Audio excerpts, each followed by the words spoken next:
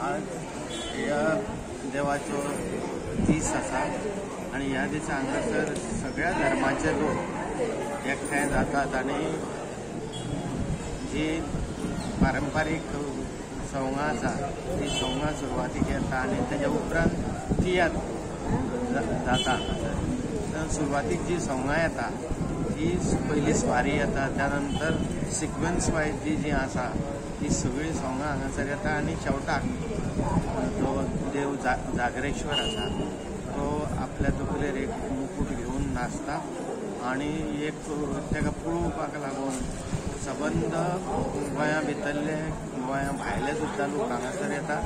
त्याच प्रमाणे ह्या देवाची किर्ती ह्या दिगंतरार जावची अशी इच्छा आसा आणि देव ती करून घेता.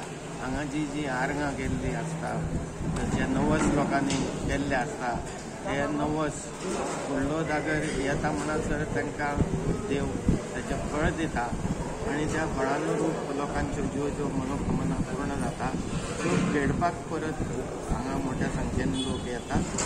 आणि ह्या देवान अशेंच एक बऱ्या तरेचें वातावरण ह्या गोमंतकान दवरचें. त्याच बरोबर पर्यायान ह्या देशाचेर जी संकटां येता ही संकटां पयस करची अशी मना पासून ह्या देवा कडेन साकडे आसा आणि हो देव नवसाक पावणार अशी ख्यातकीर्त ह्या देवाची जाल्ली आसा.